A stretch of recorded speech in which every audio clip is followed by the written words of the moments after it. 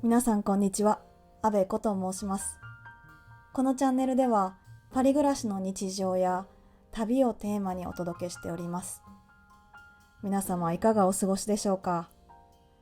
パリは凍てつくような寒さで日々0度を行ったり来たりしています。寒がりの私にとってはとんでもないところやなとしみじみ思います。今回はこちらのチャンネルで初めてのラジオ形式でお届けしています。洗い物しながらでも、お昼休憩の時でも、コーヒー片手にのんびりとでも聞いていただけたら嬉しいです。動画は去年の夏から撮りためていたパリ散歩の未公開映像とともにお楽しみいただければ幸いです。今回のテーマは Q&A です。昨年ありがたいことに YouTube の登録者様が1万人を突破いたしました。これもひとえに皆様のお力添えがあったからこそ成し得たことです。いつも本当にありがとうございます。ということでですね、昨年末募集した質問にどんどんお答えしていけたらなと思います。はい。ちなみにですね、私一問一答というよりかは一問に対しての一答が長い傾向にあります。はい。語り出したら止まらない感じでねなっちゃうので、ちょっとその辺ねご了承いただけたらなと思います。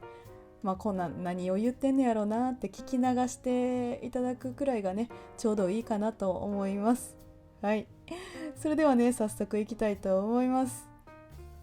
あべこさんはじめまして。つい3日前に YouTube からおすすめされて視聴者になりました。ありがとうございます。まだすべての動画を見られていないので質問がすでにシェアしていたらすみません。大学での専攻を教えてください。大学での専攻初めてですね面白い。一発目から大学での専攻のご質問いただきました。はい、私大学での専攻は外国語学部英米語学科です。大学では語学を中心に勉強していました。はい。語学だけではなく文化的なところもね、学んでものすごく面白かったのを覚えてますね。で特に大学での専攻を聞いてるのに好きな教科の話になるっていう、また1問目から長いっていうね。そう宗教学とかね美術史とかも学んだんですけど、ものすごく面白かったですね。はい、続いてどんどんいきます。はい。インドネシアジャカルタ暮らしについての質問ですね。こちらも確かに結構あったんですよ。意外ですよね。私現在パリで暮らしてるんですけれども、以前はインドネシアジャカルタで6年くらい暮らしていました。はい。で今パリに来て海外生活7年目を、過ごしているという感じですね。はい。海外生活を始めたきっかけは何ですか？海外生活を始めたきっかけは、私ずっとね実は大学を卒業してから日本で2年くらい勤めてたんですよ。会社員として働いていたんですけれども、ずっと昔から海外で働きたいなっていうのはありまして、そんな中でね海外での転職活動をしていて、実は国っていうものは問わなかったんですよ。全然どこでもよかった。でそれこそインドとかシンガポール、マレーシア、中国、台湾、いろいろねその履歴書を提出してたんですよね。で海外の転職活動をしていた時に初めてお声掛けいただいたのが内定をいただいたのがインドネシアの企業さんだったんですよね。でインドネシアへ飛んだっていう感じですかね。はい。でインドネシアはね実は全然バリ島でさえ行ったことがなかったんですよ。でどんな国かもよく分からなかったし、言語すらもインドネシア語なんてねえどんな言語っていう感じだったんですけれども、とりあえず行ってみて、で自分自身インドネシア暮らしは仮住まいって思っていたんですけれども、気づいたら6年経過していたっていう感じですかね。はい、海外生活を始めたきっかけはそんな感じです。はい、続いて、あべこさんこんにちは。長きにわたり海外生活と仕事をする上で大事にしているマインドを教えていただけませんか？これは海外生活での仕事ということですかね。大事にしているマインドっていうのは、海外生活での仕事に関して言いますと、現地の方とどれだけコミュニケーションを取るかっていうのは大事にしていましたね。一番大事にしていたと言っても過言ではないかと思います。はい、私自身はその日系の、会社で企業で、勤めていたんですけども、特にインドネシアでですね、ですけれども、もちろん日本人の上司であったりとか日本人の方とコミュニケーションを取るというのは当たり前なんですが、一番大切にしていたのは現地の子とのコミュニケーションでしたね。それこそ言語が違うっていうのもありますし、文化も違うので、彼らの国で働かせてもらってるっていう思いを持って常に彼らの意見を聞きながら、仕事をしていましたね。結構その現地の方とのコミュニケーションっていうのは大事にしていたマインドだったと思います。はい、続いて、ジャカルタでは何系の会社でどのような職種に携わっていらっしゃいましたか？またどのようにして人脈を作られていましたか？はい、ジャカルタでは何系の会社で勤めていたかと言いますと、物流会社の航空系のお仕事に携わっていました。はい、職種は内勤営業というところで、ほとんど事務所で、仕事をしていたんですけれども、それこそ日本支社であったり、それこそ海外の支社とのやり取りであったりとか、お客様とのやり取りっていうのを、事務所で内勤で、していましたね。はい、で、どのようにして人脈を作られていましたか？笑っちゃった、すみません。全然参考にならないんですけど、私ジャカルタにいた時全く人脈を作らなかったんですよ。はい、どこどこの会社さんの何々さんみたいなのが結構ちょっとね、どのコミュニティに属しても誰かが分かるみたいな感じということを知っていたので、私はコミュニティというかに属しておらず、人脈作りすらしていなかったですね。はい、続きまして、海外に住んでいて怖い思いをしたことはありますか？ありますね、ありますねとか言って、そう以前ね、ジャカルタでの気をつけることというようなね動画を出したんですけれども、パリでも怖い思いをしたことはあるんですが、ジャカルタ怖さにねランクをつけるっていうのも違うかもしれないんですけれども、ジャカルタではストーカーみたいなねことがあったりとかしました。何があったかと言いますと、私現地での移動というのをバイクタクシーで行っていたんですよ。バスとか電車があるんですけれども限られてたので、ジャカルタでは。で、特にバイクでの移動がすごく簡単だったっていうのもあってバイクタクシーで移動していたんですけれども、そのお兄ちゃんにストーカーされたっていう感じですかね。なんでかっていうと、バイクタクシーって家が分かるんですよね、住所が。言ったらこの今私がいる地点からこの自宅までっていう感じでね、分かるんですよ。でそこでね待ち伏せされたりとかしてたことはありますね。はい、それはちょっと怖かったかも。はい、続きまして、インドネシアからパリに移住することになったきっかけや経緯は何ですか？インドネシアからパリに移住することになったきっかけはものすごくシンプルで、忘れもしない。私初めてパリに来たのって2023年の5月だったんですけれども、当時どこか遠いところに旅行したいなって思ったんですよ。で海外生活あるあるなんですけれども、長期で休みを取れたらやっぱり一時帰国、日本に帰国したいっていう気持ちがある人って結構多くて、私もそのうちの一人なんですが、その時は日本に帰国するっていうよりかはちょっと遠いところに行きたいなっていう感じで Google マップを開いてヨーロッパ諸国をねどこ行こうかなって思っていた時に、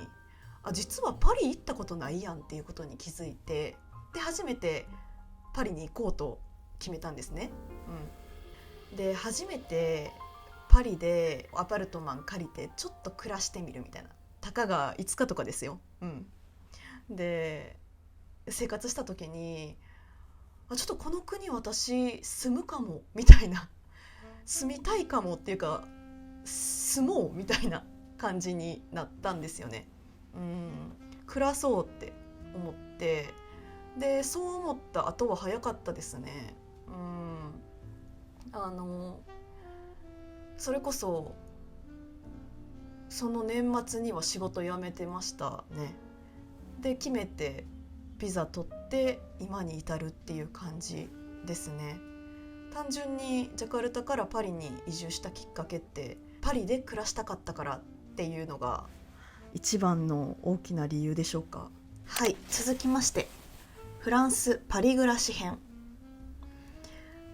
フランス語はどうやって覚えたのですか？もともと勉強されていたのですか？まずですねフランス語は本当に喋れません本当に必要最低限の言葉しか喋れないんですね。例えば、カフェで注文する時であったりとか、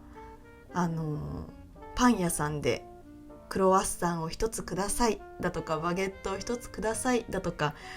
そういったことしかね喋れないんですね。なのでフランス語自体はどうやって覚えた、日々使っていて覚えたという感じでしょうか。日々使う単語しかわからないんですけれども、はい。で、もともと勉強されていたのですか？こちらはね、本当にフランス語をめちゃくちゃ頑張って勉強された方には本当に申し訳ないと言いますか恥ずかしいんですけれども、大学で実はフランス語をかじったことがあるんですよ。半期だけ。言ったら4月から7月とかまでかな、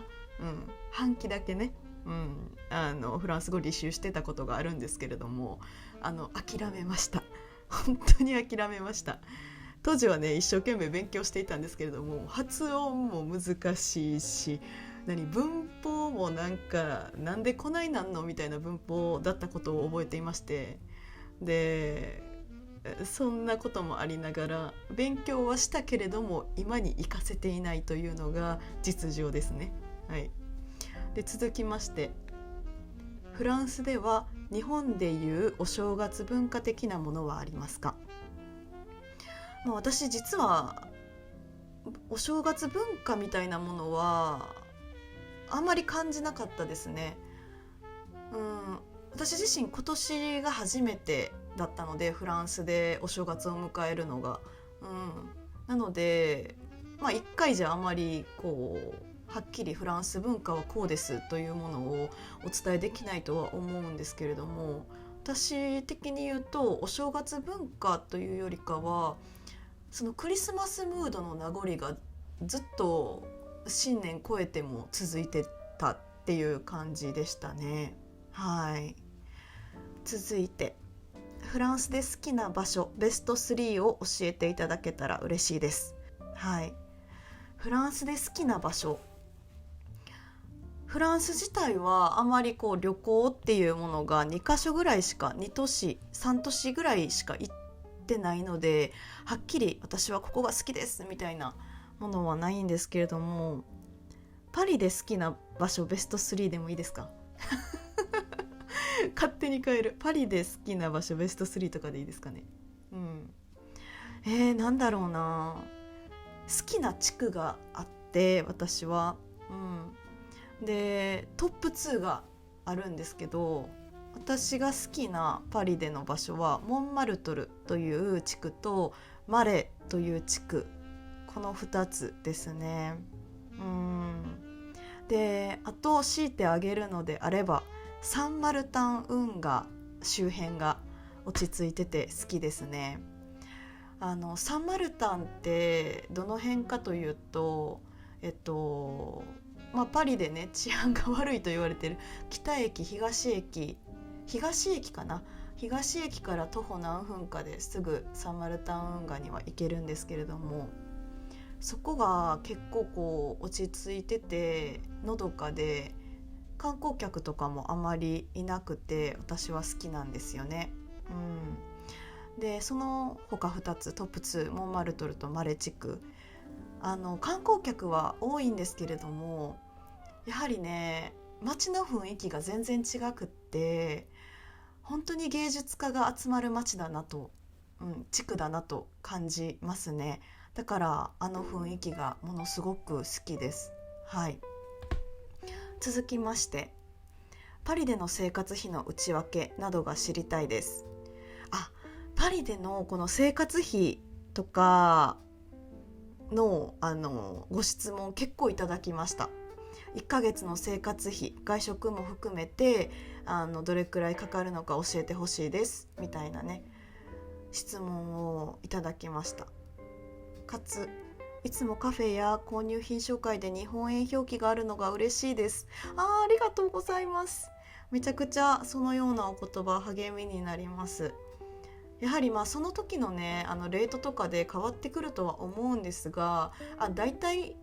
コーヒー代これくらいなんだなっていうのを日本円の方がねこうパッとこう入ってきやすいだろうなっていうのもあって、それはインドネシアの時から表記してますね。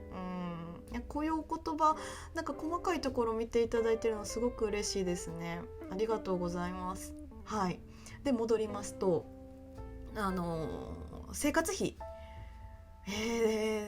どれくらいかな。ざっくりしてて本当にしたことないんですけど、ちょっとテロップで載せてみますかね。載せときますね。でもそんなにね外食費も外食結構してるように見えると思うんですけど、あれ結構週1とかです。週1のように見えないかもしれないんですけど、こう、その月々によって違ったりするんですが、あんまりしないですね。月4回とか多いとかですかね。なのでそんなにちょっと外食費計算してみないと分かんないですね。ちょっと計算してみますね。載せてみますね。テロップ未来の私に託します。テロップ載せといてもらうっていう。はい、続きましてあべこさんのパリ暮らしは日本人の方とよく一緒にいてとっても楽しそうに暮らしていいなと思いますが、フランス人の方とのつながりを深めたいとかはないですか？同じ年代のフランス人の暮らしぶりなどはどんな感じなのか気になります。なるほど。フランス人の方とつながりを深めたいとは思いますが、なかなかそこに飛び込んでいってない自分はいますね。一度その言語交換のアプリみたいなのがあって、一度そこに登録したことはあるんですが、実際その場所に行って喋ったりとかそのようなことはしてないですね。深めたいと思いながら行動に移せていないというのが実情ですはい、続きまして、パリでどうやって友達と出会って仲良くなったんかななったんかなってご質問いただきました。ありがとうございます。パリで出会ったその日本人の同年代の子たちとどうやって出会いましたかっていう風にね、ご質問いただくこと多いんですけれども、私は、パリでコワーキングサロンにずっと通ってたんですね。私がパリで暮らし始めてパリ移住したのが3月だったんですけれども、このコワーキングサロンがオープンしたのが5月からだったんですよ。でそのコワーキングサロンで友達とか友達の友達からこう広がっていく輪みたいなものがねありましたね、このコワーキングサロンについては結構その Vlog とかでもね紹介してたりするので、あと概要欄にもねちょっと載せておきますね。どのような場所なのかチェックいただければ嬉しいです。はい、続きまして、パリにはずっと暮らしたいですか？おーなるほど。現時点ではパリで暮らしたいなって思うんですけれども、長期的に、長期的にパリで暮らしたいなって思うのと同時に、ずっと暮らしたいのかっていうのは現時点では答えが出ていないですね。もしこれから旅に出て旅行とかに行った時に、この街好きかもって思ったらそこに移住するかもしれないし、はたまたやっぱり日本が好きやなと思って日本へ帰って日本で暮らすかもしれないし、それはわからないなって今は思いますね。はい、でも現時点ではパリで暮らしたいなって思いますよはい、続きまして YouTube 編。はい、ありがとうございます。 YouTube ね、YouTube を始めようと思ったきっかけは何ですか？YouTube を始めたきっかけはあるあるかもしれないんですけど、完全にコロナ禍の影響が大きかったのかなと思っています。当時、今まで私たちが当たり前にしてたことが一気にできなくなったんじゃないですか。コンビニに行って朝コーヒーを買って、で出勤して、で会社の方々と会ってとか、学校に行って授業を受けるっていう当たり前のこととか、いつでも会えると思っていた友人や家族に急に会えなくなったりとか、実家に帰省することもできなくなったりとか、海外に留学したりとか、海外旅行行ったりとか、そんな当たり前にできてたことが一気に当時できなくなったじゃないですか。その当たり前にできてた日常が一気にできなくなった時に、あの当たり前にできてた日常って当たり前じゃなかったんだなって気づかされたわけですよ。で当時インドネシアも私はインドネシアにいたんですけれども、インドネシアのその海外での、コロナ感染者の危険度レベルっていうのが最大だったんですよね。確か危険度5中の5とかだったと思うんですよ。周りの企業さんとかも強制帰国であったり、駐在されてた方とか強制帰国されてた方とかもちらほらいらっしゃって、でようやくねインドネシアから日本に一時帰国できるって思ったら、ホテルで14日間隔離生活とか、あったわけですよ。今後未来で何が起きるかわからないけれども、きっとこの経験ってなかなかないことだなって思ったんですよね。でその当時にはホテルで隔離生活っていうのが当たり前だったので、この日常を、今のコロナ禍のこの日常を日記として残しておこうって思ったんですよね。コロナ禍の日常もそうだし、きっと当たり前に会社に出勤して休日はカフェに行ってとか、私にとっての当たり前の日常を今後ちゃんと残しておこうって思ったんですよ。それがきっかけなんですよね。私 YouTube を始めたきっかけって、日常を記録するために始めた自己満チャンネルでした言ってしまえばでもそんな中で、当時コロナ禍でインドネシアに残ってる日本人の方とかも少なかったんですけど、僕も駐在でインドネシアにいててとか、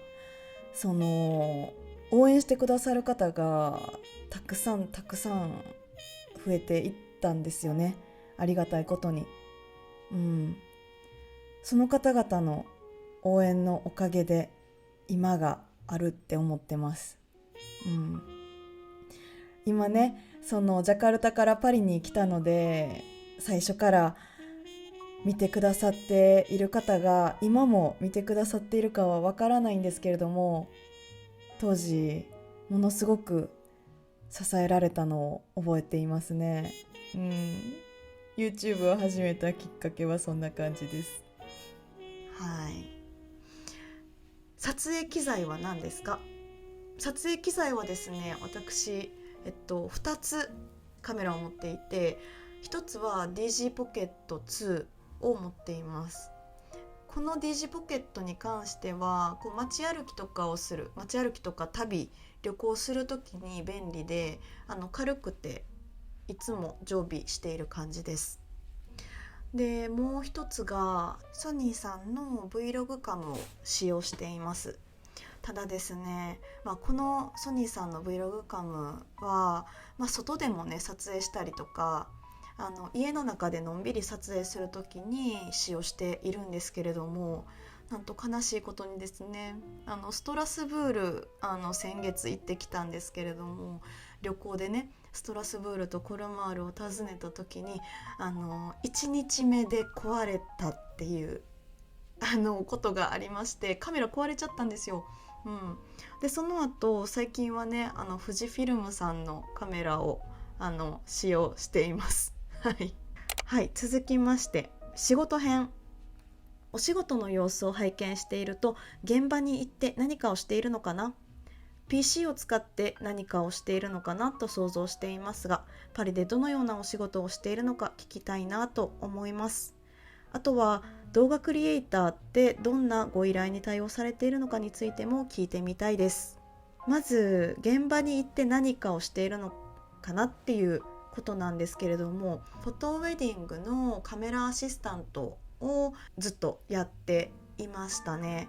でそれが現場に行ってお仕事していたものですね、パリ移住してからは。で PC を使って何かをしている、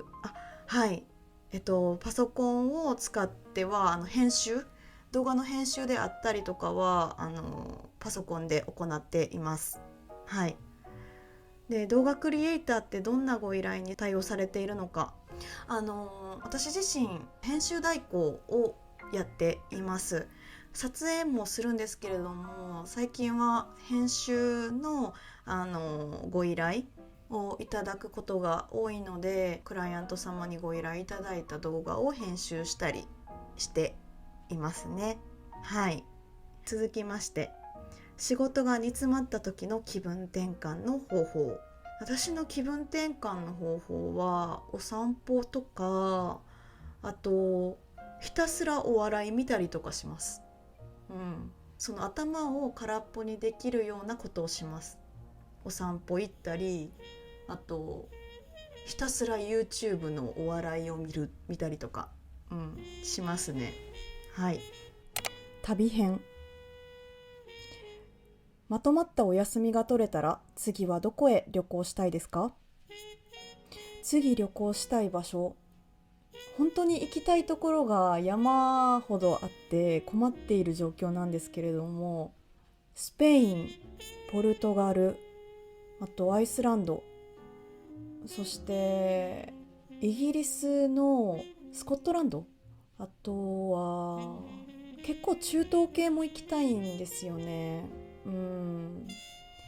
エジプトとかアラブ系の国にちょっと行ってみたいなとか思ったりして、あと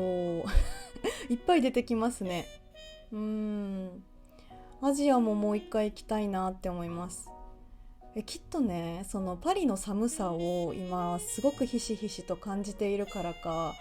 ちょっと暖かい国に行きたいなって思ったりしますね。またインドネシア行きたいなとか思っちゃったりしています。はい。続きまして美容健康編。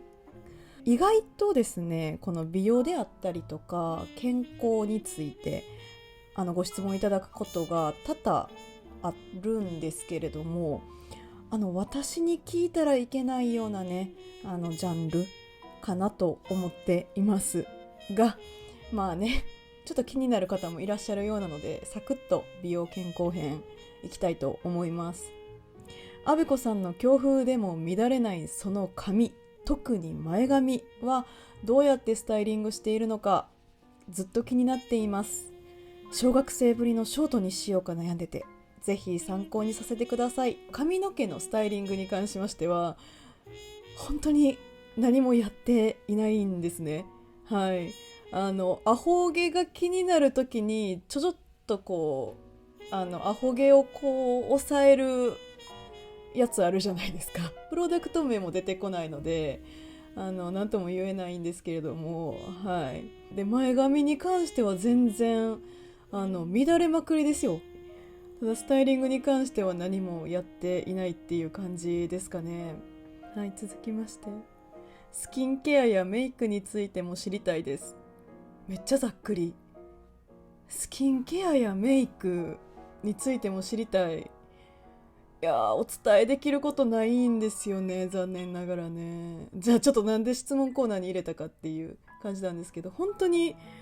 メイクとかスキンケアもずっとここ何年も変わってないですね。それもこう高いね、デパコスみたいなものも使っていないので、本当にもうそこら辺にあるようなこらすいません、そこら辺にあるようなメイク道具であったりスキンケアを使用しています。はい。何かの機会でね、Get Ready with Me なんかねやるときにはちょっと見ていただきたいなと思います。友達とこうねコラボするときぐらいしか多分 Get Ready with Me 多分私の動画ではやらないと思うんですけれども、ちょっとその時にね友人のねチャンネルとかもチェックいただけたらなと思いますはい。続きまして、普段健康管理のために気をつけていること、これだけは守っているみたいな習慣などがあれば知りたいです。いつも素敵な動画をありがとうございます。こちらこそいつもご視聴ありがとうございます。健康管理一番聞いたらダメですね。はい。私の友人でね、栄養警察という友人がいるんですけれども、もうその名の通りで私の健康管理がひどすぎるので、どこから健康をね改善していこうかというところで立ち上がった栄養警察なんですけれども、本当にねお伝えできるような健康管理のようなね習慣は特にないっていう感じですかね。逆に教えてほしいです。皆さんが心がけている健康管理のために気をつけている習慣とかねありましたら、ちょっとコメントでね教えていただけたらなと思います。はい。続きまして、買い物、お洋服、アクセサリー編ということでね、ファッション系もご質問いただくことよくあります。ではね、おすすめのアクセサリーなどはありますでしょうか？おすすめのアクセサリー、いつもねピアスとかイヤリングとか耳につける系が好きなんですよね。でおすすめのアクセサリーブランドで言うと、最近ではマルオヴィンテージさん、先日ねパリでポップアップストアを開催しておりまして、で初めて直接ね触れるアクセサリージュエリーに触れる機会がありまして、ちょっと何点かお迎えしたっていう感じですね。あとは日本に帰った時に兵庫県のね神戸市ちょっと全然喋れてないですね。神戸市の三宮にあるアクセサリーショップが好きで、私はそこによく行っています。一時帰国のたびに買っては貯めていってる感じですかね。はい。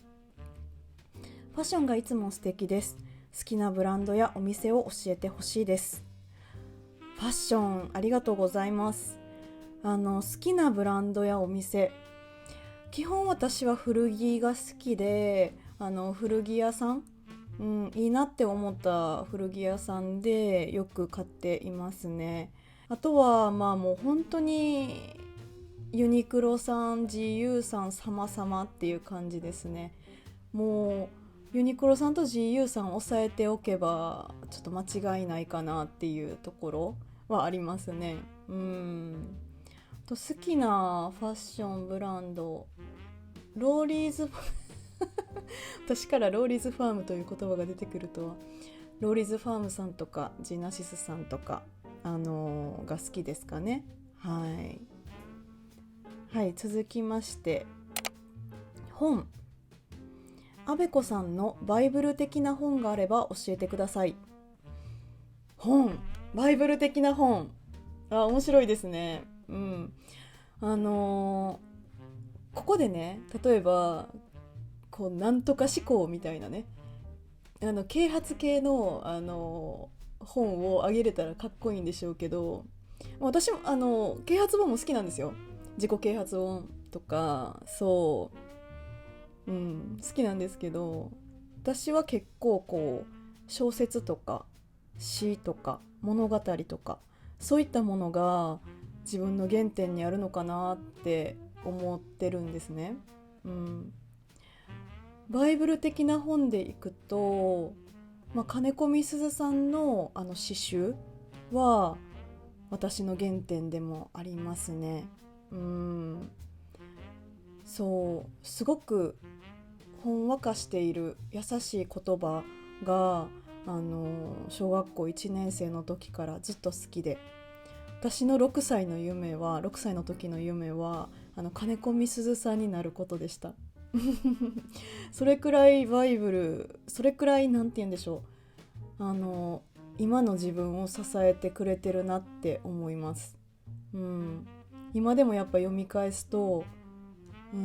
温かい気持ちになるなって思いますね。であとは中学生の時に出会った本なんですけれども、アクセル・ハッケ作小さな小さな王様という物語